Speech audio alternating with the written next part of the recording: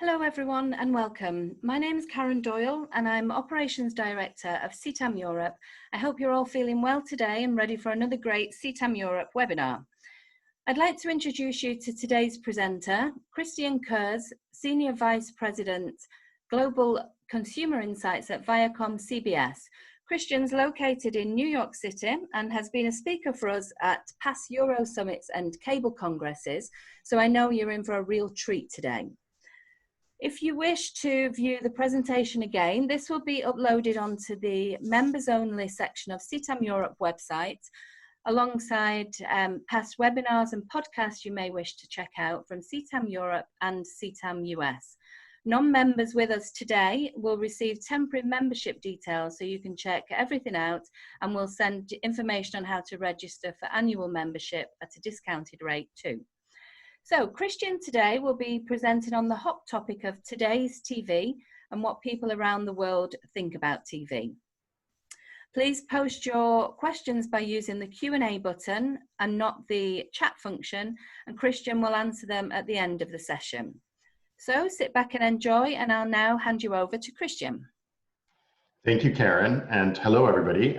Good to have you on this webinar. I'm happy to talk to you about today about today's TV. And as you can see on this slide here, this is a project we did together with the Global TV Group, so another advocacy-based organization around the television industry.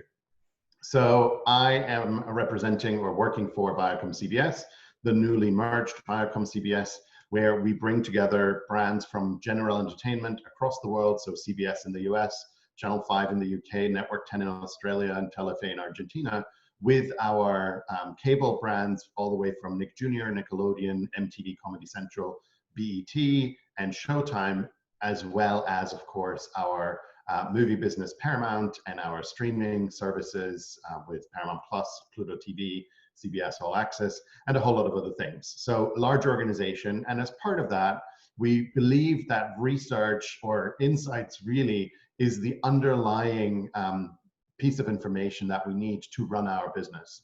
So as this quote from our president and CEO on this slide says, it really is where we begin, where we form our strategies and keep our business really up to date.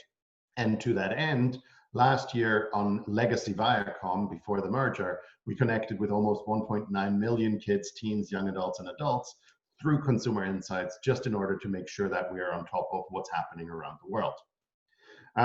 As for the topic today, nobody says it better than an actor in general, but particularly in this case, Bryan Cranston at last year's Emmy ceremony. So I'm going to play you a quick clip of that, and then I'll come back and talk about the rest of our presentation. 50 years ago,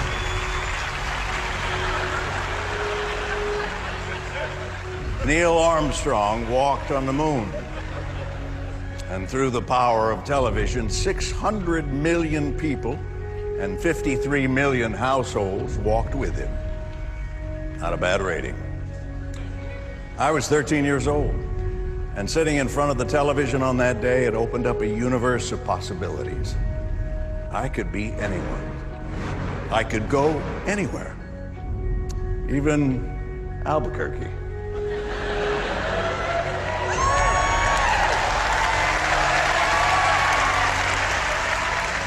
"50 years later, television still transports us to faraway places, like Winterfell,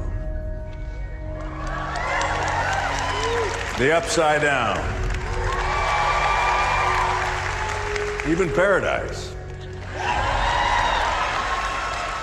And it welcomes us into a family home where we laugh with the Dumfies and we cry with the Pearsons.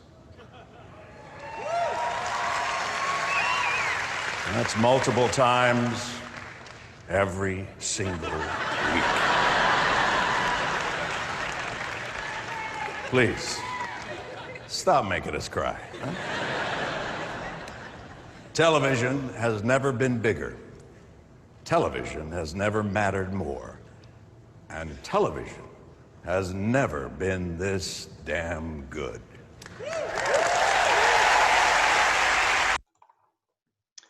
And as this lovely video says, of course, television has never been this good, but we wanted to understand that from the consumer's perspective. So we set out to explore what TV really means for people across 10 countries. We spoke to over 10,000 people. And not only did we do an online survey and do all of those types of things, we also spent time with consumers in their homes watching TV with them, which, by the way, is not a bad day at the office. We also sent GoPro cameras to some of the households to set them up on top of their TV sets so they can film themselves while watching TV. And again, that has shed some interesting light on how people consume TV today and what it really means to them. So first off, people really, really love TV. And you see this here with some of those quotes that are coming from around the world, but really the vast majority of people feel that TV is part of their daily lives. It is an important source of their entertainment. And even more importantly, it is something that appeals universally. In this world where so much separates us, TV really uniquely brings us together. It transcends age, ethnicity, gender, ability, and country, and it truly is for everyone. On top of that, TV today is bigger and better than ever before. That means we've got a proliferation of services, and this is an eye chart, and I don't expect you to look at the numbers. This is really just to make the point that there's a lot of different services that people have access to today, and a lot of different devices that people have around the world, all of which really enforces the idea that you can now consume TV in many different ways on many different devices anytime you want. But despite this, content really, really remains king. Just under 2/3 of consumers define TV as the shows and movies that they'd like to watch rather than platforms or devices. So it's not about the TV set in the corner, it is about the content, it's about the shows that I like to see. That's how people think about TV. It's very much a conceptual idea. In fact, the device and the platform are almost irrelevant when consumers talk about that. They feel that as long as they can access what they want to watch, the device and the service do not really matter to them. And so often now we have consumers who are in positions where they can consume the same content through different devices in different ways on different services, and that's perfectly fine with them. However, what that does lead to is every once in a while, too much choice becomes overwhelming, just like too much on your plate never tastes good. Again, 2/3 of consumers say that there are so many great TV shows coming out that it's difficult for them to keep up. And you see that quote here from Cal in the UK, we get plenty of TV, we don't really have a need for any more. There are too many shows to watch, really expressing that. So what that then leads to is viewers are actively seeking ease and seamlessness in the TV environment. And we're seeing that particularly come through in an on-demand world. So this is a recent number from a Nielsen US study, where essentially it takes the average household or the average person 7 minutes to find something to watch on an SVOD service. And that's really a source of massive frustration, because if your food has gone cold by the time you've decided what to watch while eating it, that is a problem. And that's the actual quotes that we're hearing from people, is like, it's taking too much time to find something to watch. And some VOD services are requiring too much effort to get to where you want to go. So what consumers are really looking for is they're looking for simplicity. They wish they were able to access all of their TV content through one service, which is clearly not something that is in the power of any of us individually. This can only happen through aggregation, collaboration, and various other things. And then also over, 77% wish that it were easier to find the shows and movies that they love. And that is both a comment on discovery, but it is also a comment on the physical finding of things, so algorithms and those types of things. That all partly leads to the fact that people tend to default to content they know. If we start spending a lot of time flipping through stuff, we usually go back to something that we know. That's relaxing. Even though we've seen it 50 times, we just don't have the patience to look for something new. This, of course, is comforting for consumers. It is also comforting for us as an industry, because it really does mean that there is continued value in repeats, and we know this in the SVOD space as well. The most consumed shows are the ones that have been around for 20 years. However, this does pose a challenge for new content discovery and for promotional activities. And we'll get back to that in a second. Overall, people are using TV to help reduce stress for themselves. So in our day-to-day, we are always running around with kids, work schedules. So to just sit down and watch TV, I stop thinking, it relaxes me, as Lionel from Argentina says. And 2/3 of consumers are talking about how they find comfort in TV. And let's not forget this. We as an industry are the people who provide that comfort to people, be that through a cable service or a channel or whatever other way we get the content through there. It's the storytelling and it's that comfort that consumers really, really value when it comes to TV. So while TV has obviously changed, the needs that it satisfies overall are more relevant than ever. And they really fall into these 3 categories, which I'll talk about a little bit more. So the first one is all about indulgence. So this allows me as a consumer to indulge myself, and that can be escapism into a foreign world, into a different world. That can also be the nostalgia for familiar content that I'm experiencing, and that can also be my guilty pleasure or whatever else I might want to watch. So this is all about indulging myself in some of those elements where I can really feel comfortable. That's that comfort thing. Then secondly, TV, or today's TV particularly, brings us together. And this plays on 2 levels. One, it brings us together within the home. And that is particularly important, of course, at times of lockdown. And we've seen consumption numbers for video service in general shooting through the roof, as that is something that people can do together. And aside from informing people, we're also entertaining them collectively. But we know that families or people who live in households together like to spend time together more so than anything else. That's the #1 activity they're looking for. And TV just makes that very, very easy. All the comfortable furniture in most homes around the world continues to be in the living room and pointed at that TV set in the corner. So there is a very easy way to just get together around that digital fireplace and watch something together. So TV very much facilitates that. Oh, and by the way, it is also very affordable. But TV also brings us together outside the home. This is where the water cooler stuff comes in. And as one of our respondents from Germany was putting it so eloquently, when you go to the office on Monday, you have to talk to people about something. So what else are you going to talk about than what you watched on the weekend? And TV, again, provides a prime opportunity here for that when we go back to offices, any of us at any point. But also, of course, that conversation continues in social media, that continues through WhatsApp groups where people are watching things together. So it truly brings people together in more senses than one. And then lastly on this slide, TV also opens our minds. And this again comes back to information as well as education and entertainment. Through TV, and again, particularly at times when people aren't leaving their houses as much, allows you to travel, to vicariously live through content and shows that is out there. And that's not just documentaries. Of course, they play an important role here, but that also is movies and drama series and comedies and kids shows and awards shows and all those other things that allow us to open our minds and experience things that we wouldn't otherwise have done. And with all that said, I'm going to hand over to some of our consumers themselves to really talk about how they experience TV and how those 3 points really come to life for them in a quick video that we've put together. And then afterwards, I'll come back, wrap up, and then take your questions as well. So with that, let's look at that video.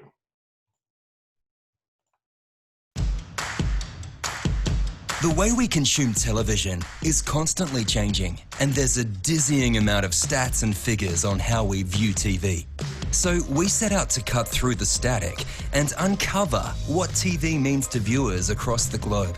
To accomplish this, we surveyed 10,000 people in 10 countries. We got up close and personal to capture real-life viewing habits in several homes, using in-depth interviews and GoPro cameras. The stories we found shed light on how and why global audiences watch TV. What we discovered was people love TV. I think I'm a real TV fan. Like, I love when you sort of find a series. Sind aber auch eine ganz gute Möglichkeit, zum einen inspiriert, aber auch bespaßt zu werden. When it comes to audiences, TV has limitless appeal. It's big enough and nuanced enough to have something for everyone. TV is a key part of daily life for many people. It's a way to enjoy myself, a way to unwind and relax and get away from the normal world. ถ้า PV ไม่มีแล้วก็คิดว่ามันส่วนหนึ่งของชีวิตเนี่ยฉันน่าจะแตกสลาย könnte mir kein Leben ohne Fernsehen vorstellen. With a seemingly limitless amount of content, the viewer is in the driver's seat. We've never had so much choice, and that shapes the way we watch. TV today is very advanced. There's so much to watch for every kind of taste, for every kind of person. New services, platforms and devices mean that we can create our own individual viewing habits from endless possible combinations. Sometimes this is empowering, but sometimes it's just too complicated. When TV is a way to de-stress and get some downtime, we simply want our choices to be easy and seamless. If we start spending a lot of time just flipping through stuff, we usually go back to something we know. Even though we've seen it 50 times, we just don't have the patience to look for something new. Viste, acá el día a día andamos a las corridas todo el tiempo, con los chicos, con el trabajo, con los horarios. Y por ahí sentarme un rato solo a mirar, como que relajo bastante con la televisión.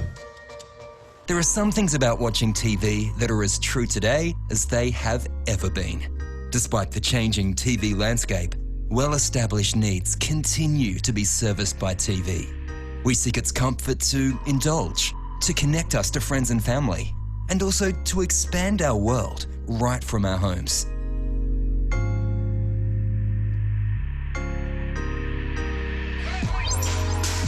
In today's fast-paced world, TV gives us a break from our busy lives, satisfying the need to enjoy a bit of self-indulgence. TV is an escape pod that lets us get some dedicated me time. I prefer to watch TV by myself because after I watch an episode, I like to look up on the internet about the shows. Yeah, then I'll go on and I'll watch another episode. But it's not just about the individual or the desire to switch off. TV is a social connector, bringing us together with the people we most want to spend time with. When we watch TV together, we cook, we catch up, we spend quality time with family and close friends. You've had a really stressful day and you get in, and then if you guys are in and the telly's on, you end up like having a chat, talking about what you're watching on TV. It's almost like a little bit therapeutic. It takes your mind off of the busy day that you've had. Es gibt auch Mädelsabende, die wir machen, wo wir dann wirklich einfach Trash-TV-Formate, weil das aber einfach wirklich sowas ist, wo man gemütlich beisammen sitzen kann. Man kann was essen, was trinken, wir kochen dann. Wir können halt quatschen, ohne dass man groß was verpasst. When we're looking for a space to gather round, it's the living room with the big screen. The TV is the focal point in many homes, and watching is the #1 way people around the world bring the family together. If TV disappeared from my life, I'd probably have less to talk about for one. My friends, with my wife, even with my kids. Probably have a bit less together time. And we're not just connecting with people we know.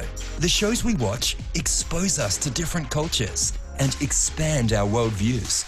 We're watching TV for escapism at its best, learning new things and seeing the world through fresh eyes. บางครั้งก็ทำให้เราเห็นโลกกว้างขึ้นอะไรอย่างนี้เราก็ดูไปเกี่ยวกับสารคดีบ้างหรือดูเกี่ยวกับบางทีเรายังไม่มีโอกาสได้ไปเที่ยวที่ไหนที่เราก็เก็บข้อมูลไว้ก่อนอะไรแบบนี้ครับเป็นแรงบันดาลใจ It's sort of that thing where you're sitting and you're technically not doing anything, but you feel like you are really exploring the world or like going on a journey. Whether we're viewing as a social ritual, getting out of our heads for an hour, or expanding our minds, TV is how we relax and unwind in today's complex world. As TV continues to get bigger and better, one thing is clear: the benefits it brings to our lives aren't changing. In fact, TV has never mattered more.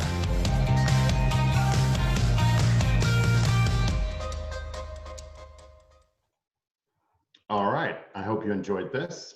We've got 2 more slides and then I'll take your Q&As. So really, to summarize everything we've talked about so far, from a consumer perspective, TV is loved more than ever before. People are aware that they're having it really, really good when it comes to content, but it being bigger than ever also means that it's, of course, more complex than ever. And from a consumer perspective, they're looking for simplification and create some sort of ease for consumers. Now, this is going to be really, really tough over the next few years, where we're seeing new services and new consumption channels coming through more and more. So the world for consumers is going to become more complex before it's going to become more easy. However, that is something that consumers are looking for. And of course, there are approaches on how some of this stuff comes back together. And you see that on the one hand through cable operators and integrating multiple services into the set-top boxes, universal search through there, as well as the likes of Roku and Amazon on Fire and on the Roku box, creating universal search, aggregating that, and then also Amazon and Apple through their channels concept, trying to aggregate content in that way as well. So there are approaches. We're not entirely sure which ones are going to work, but we are going to see various experimentational elements coming out here. And on top of that, of course, TV, and today's TV particularly, indulges people, it brings them together, and it opens their minds. That is not particularly different than yesterday's TV, but the way that people consume TV, that's what really makes today's TV much more engaging and interesting, and certainly innovative as well. I also want to very quickly talk about the future of TV. So we did talk to consumers about what TV is going to look like.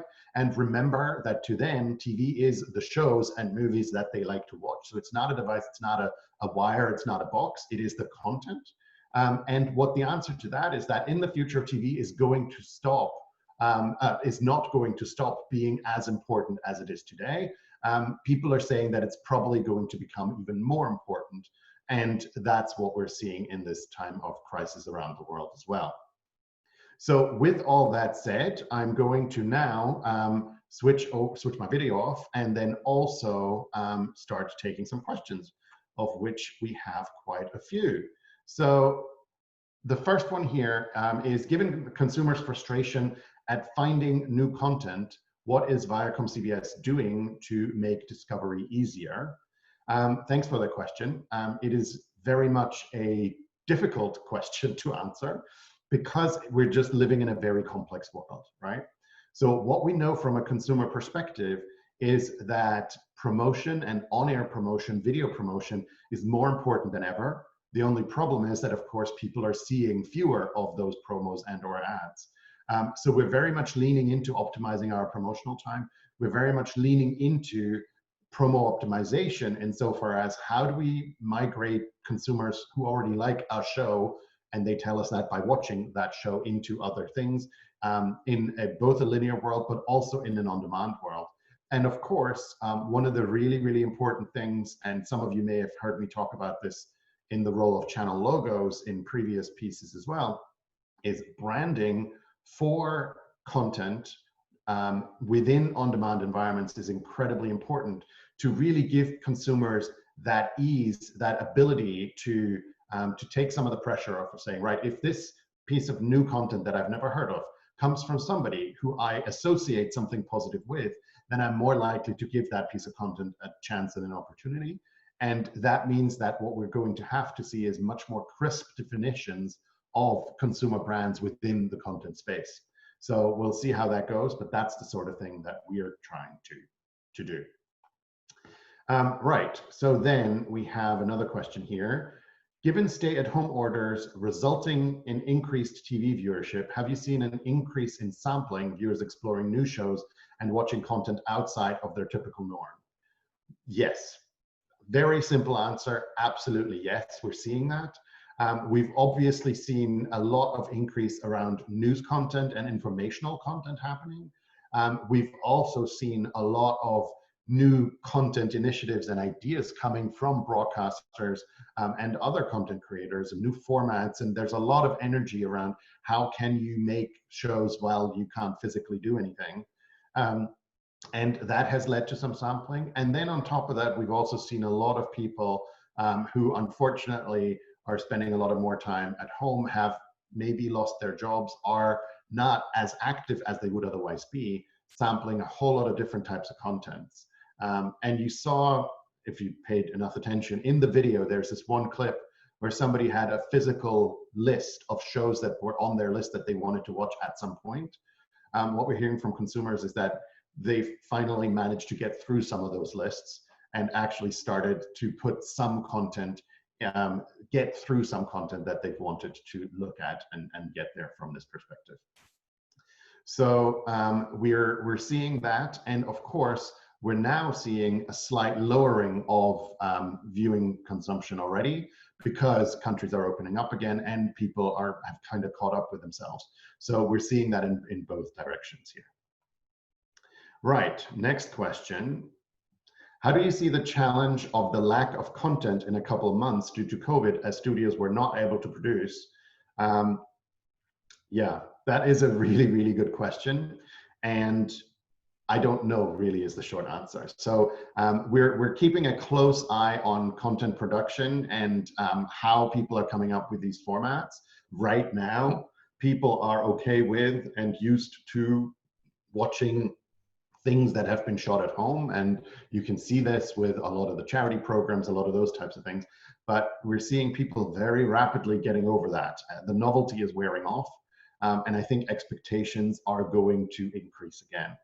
So I don't know how this is going to play out, but what I can certainly expect from the US side is that once production opens up again, clearly we'll start seeing scripted stuff going to production again, which means that there's going to be a delay. However, I think the reality show type production, both reality shows like competition-y things, but also shiny floor entertainment type shows, are probably going to come back quicker. So I see a fall of more real-time, possibly live production type things coming through, because scripted is going to take some time to catch up. So that is definitely a challenge. And I know that we're not the only ones working on that. There's a lot of people out there who are trying to crack that. Right, next question. How does YouTube fit into all of this? Well, YouTube, very simply from a consumer perspective, is seen as part of TV. It's as simple as that. Not necessarily the UGC type content, the lower quality. How consumers think about TV is professionally produced, longer types of content.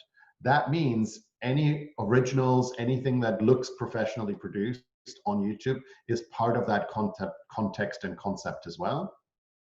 And therefore, clearly YouTube piracy is something that is a real issue and needs to be looked at more clearly.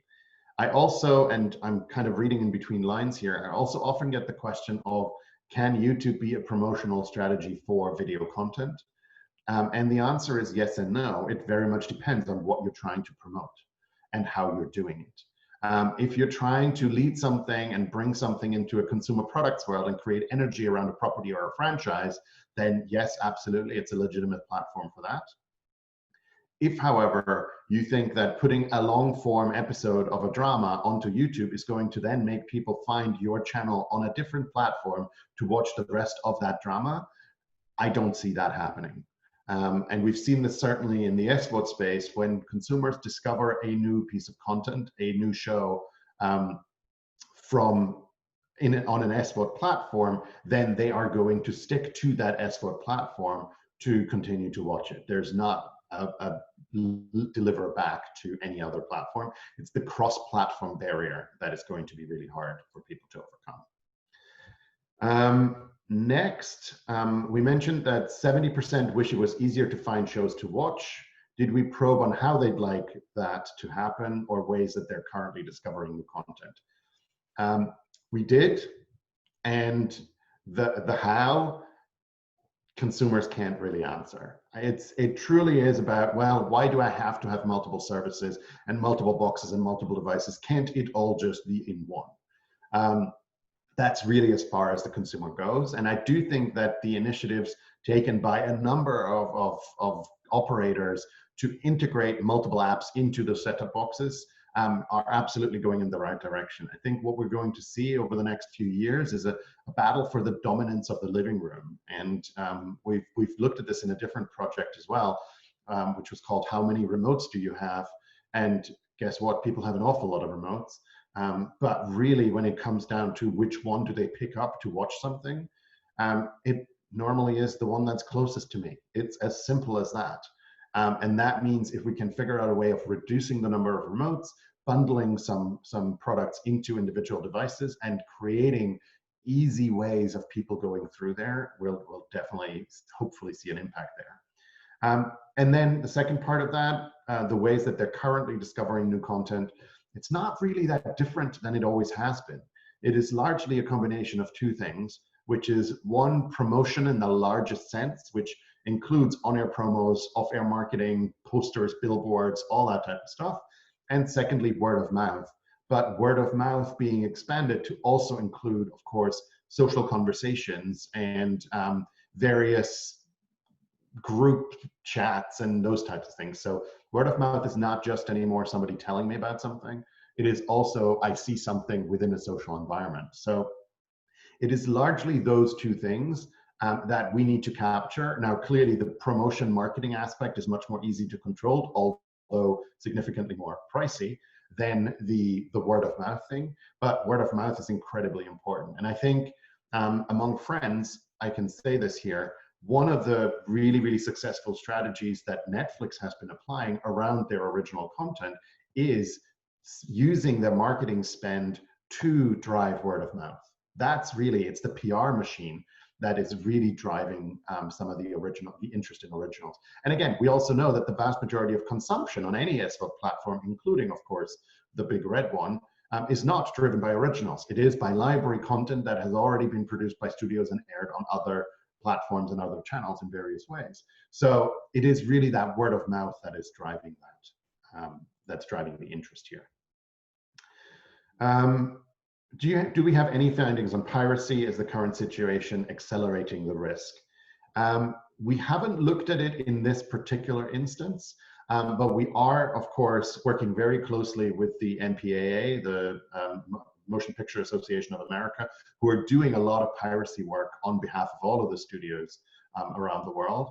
And it's too early to really see if the lockdown situation is having any impact there. We know that there's more consumption, therefore I think it's a logical conclusion that there might be more piracy as well, but I don't know that it would be any more piracy as a percentage of consumption overall. So I don't know that there's any changes there. We're also not really seeing people reducing some of their subscriptions. Now, we do know that there's a number of households that have stopped existing for periods of lockdowns and all those types of things. But people are not, I mean, people know that information and entertainment is what they need right now. So we're definitely seeing a lot of appreciation of that at the moment. Next questions. Platforms like Roku and Xfinity are aggregating programming from many sources. Yes, that is exactly one of the ways that consumers are expecting to see these things. So that's definitely a situation that, or a solution that could well work for people. And then the last question, and I realize we're over time, is AVOD is a hot topic. Again, what does our research say? Our research agrees very much. So we are very much seeing AVOD as a very, very hot topic, of course, for the industry, as we all know, but also for consumers, because what AVOD really allows people to do is to see that trade-off between, yes, I don't have to pay a subscription fee for this, instead, or in exchange for that, I'll watch a few ads here and there. So we definitely see this continuing as an important consumption methodology, be that the catch-up players for free-to-air broadcasters, of which we have some, or the pure AVOD platforms like our Pluto TV or some of its competitors. That's definitely going to be something. And interestingly, there is a lot of energy around the nostalgic or familiar content within those platforms, because those AVOD platforms largely are relying on library today. And that is partly delivering on that comfort that TV really does. And how they're working is also very different. So AVOD really isn't that different from regular TV in air quotes. It's just a slightly different delivery mechanism. And of course, it allows us to target ads in a slightly different way than through a broadcast. All right, so I think that is all the questions that we had and that we have time for. So thank you so much for your time. We're obviously here and ready to help with all of our partners, as we have always been. And I believe a recording of this is going to stay up on the CTAM website as well. So we're very happy to have had the opportunity to walk you through this. So thank you very much. Thanks, Christian. That was a really, really good presentation. I really enjoyed it, and I enjoyed the videos. I enjoyed hearing one of my fellow Northerners on there as well. It was good to hear a Northern accent on there as well. I don't feel bad now that my kids will watch their favourite shows over and over again, because you said it's normal. So this is good as well. Thanks everyone for a great Q&A session. That could have gone on for a while because I was enjoying that as well. A reminder, as Christian said, you can see this recording and others from the archive as well for webinars and podcasts on the members only section of ctameurope.com. Next Wednesday, we have Maria Rua Agueta from Omdia. She's presenting on the prognosis for digital consumer services during and post COVID-19. So hope you will enjoy, will join in then as well. We've just had one from the chat, Zell from CTAM US, very interesting and a great presentation, Christian. So thank you very much, and thanks everyone for joining. Keep safe, and wishing you all a great week. Thanks, Christian. Thank you all, and yeah, stay safe and stay sane. Thank you, bye-bye.